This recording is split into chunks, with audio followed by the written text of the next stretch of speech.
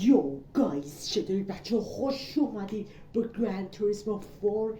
امروز اومدیم با 2 ماشین خفن و زیبا که طرفدارشون هم 100% زیاده، اما نسخه قدیمشون شارلت کاماران و دوج چالنجر. امروز اومدیم در یک مپ اینا رو ببینیم که کدومشون بیشتر دووم میارن. 1-1 منظورم دوئل نمیشه بهشون داد، اما هر کدومشون رو میفرستیم توی مپ، میریم اول میشن یا دوم. اول میریم سراغ عشق خودم شارلت کامارو، اول نسخه اس یعنی جی تی ای طورش کنیم و سبزش کنیم که خفن بشه. ایناش هم هیچ دستی نمیزنیم. اینو بالا پایین کنید، مثلا اونا ضعیف میشن قوی میشن. اینو میذاریم وسط. من خودم تکی بازی میکنم، ضعیفشون میکنم، دروغ نگم. ولی خب الان بریم سراغش. Let's do this. لایک، کامنت، سابسکرایب فراموش نشه. عشق منید. بریم سراغ اولین مسابقه. Let's go. خب ماشینایی که رقیب ما هستن: میتسوبیشی لنسر اِوولوشن جی اس آر سال 992، آودی اس 4 1998. میتسوبیشی لنسر اِوولوشن این دوه، اون 0 جی اس آر سالشو نزده. و ای اس ال گارایا 2002 سوبارو لگاسی جی تی بی ترینینگ وگن. و شورلت کامارو ما، کامارو هم نیستش، آره دیگه کامارو دیگه، کامارو اس سال 1970. از همه قدیمی تر هستیم، از همه سرعتمون بالاتره، از همه وزنمون هم بالاتره. اونجایی که میدونم اس باید کامارو باشه، نمیدونم، اینو بنویسید، فکر کنم اشتباه اطلاعات دارم.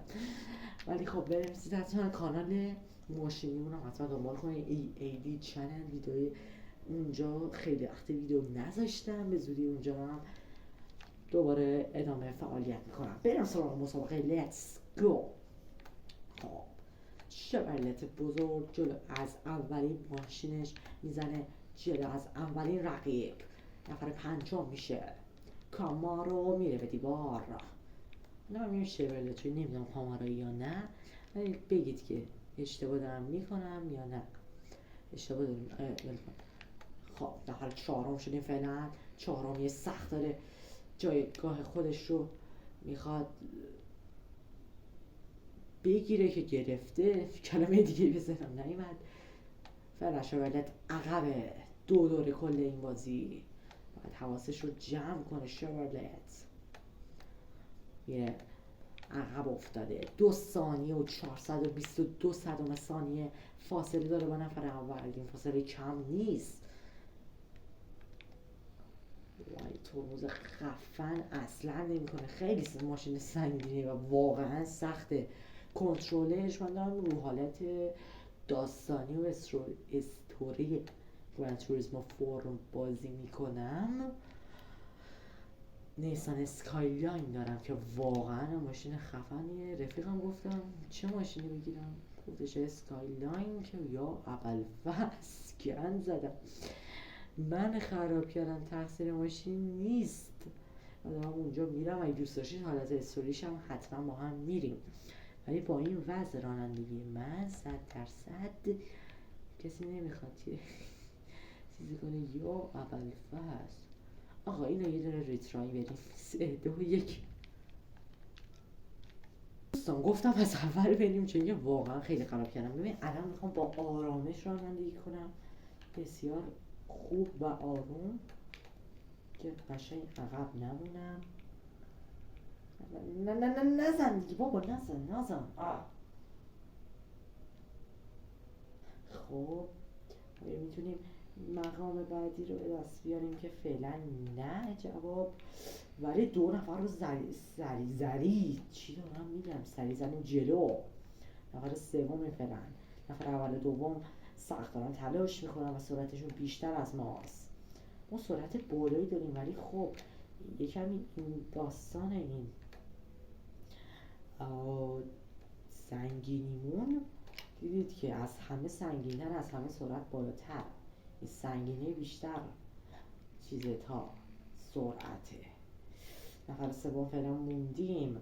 دور اولم قراره به سومی تموم کنیم و میتونیم اول شیم با شورلت اگه اشتباه نکنم کامارو، ولی نسخه SS. 1 ثانیه و 109 صدام ثانیه فاصلمونه با این دو ماشین. فعلا خودمون تونستیم کنترل کنیم. آیا میتونیم بزنیم جلو یا نه؟ شورلت و میزنیم جلو. شورلت در مقام اول قرار داره. تمام تلاش خودشو میکنه که اولیشو نبازه.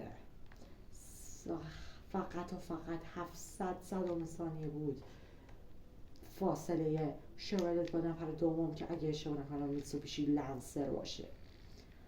ریولوشن. و بله فعلا خوب نگه داشته مقامشو مقابل این همه ماشین سرعتی و خفن. این مقام نگه داشتن باز هم خوبه. لنسر داره سخت تلاش خودشو میکنه که نبازه. مقام اولی رو میخواد که کور خونده. تونستیم با شورلت کامارو SS، بازم میگم بگید که کامارو هست یا نه، مقام اولی رو به دست بیاریم. بریم سراغ دوج چارجر. گفتم چالنجر اولش. کل این ویدیو ایراده. Let's go.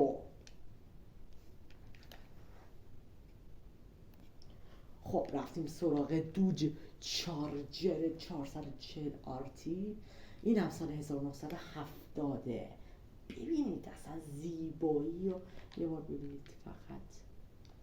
ببین زیبایی رو. اگه اشتباه نکنم ماشین دامینیک در سریع و خشن. واه چقدر رنگ بندی داره. نارنجیش اصله ها. چقدر نارنجیش خوشگله. سبز. بنفشش رو انتخاب میکنم. رفیقم هم نه بنفشش رو خیلی دوست داره. البته چالنجرش رو. بریم سراغش. Let's go.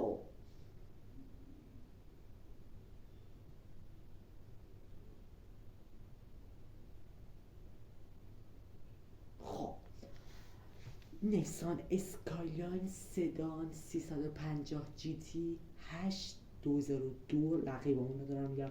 آلفا رومئو 147 GTA 2002. سیلو رنو اگه کلیو چنین چیز. رنو اسپورت V6 24V 2000 سال 2000. آودی S4 98. لوتوس اسپریت توربو HC 1987. تو چارجر 440 RT 1970. از همه سرعتمون بالاتر، از همه باز هم سنگین ترین. بریم رو ببینیم با دوج هم میتونیم اول شیم یا خیر. اگه از این سک اینقدی که من توپق زدم. اگه از این سبک بیشتر دوست دارید حتما تو کامنت ها بنویسید و لایک های این ویدیو رو ببرید بالا. بریم سراغش. Let's go. شروع میشه مسابقه.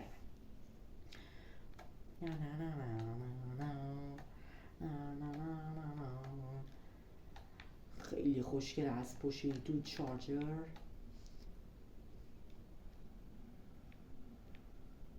برن که عقب دوج چارجر. البته بگم سرعتش کمتر از اون شورلت است، ولی خب ما دوام میاریم. 3 ثانیه یا اول فاز دیگه. 3 ثانیه خیلی زیاده. خب 3 ثانیه سخته دوستان واقعا. دیگه ربطی به رانندگی من نداره. واقعا سخت. 4 ثانیه شد اول فقط و با سرعت بخورم بهش رو نمیخورم. خب باید یه کاری کنم از این 3 نفر بیفتم جلو. سوم یا به دست میارم حداقل. نه پنجم. فعلا در دور اول تونستیم رتبه 4 رو به دست بیاریم. در دور اول سوم شدیم. اصلا کاری هم با دنده پایین بدبخت ترکید بازی. انقدر خودش دنده میخواد. خب اینو که راحت میزنم تو جیب بغلیم. شبیه تیبا هم هست. اینو چیکار کنم؟ اونو گذاشتم. اینو چیکار کنم؟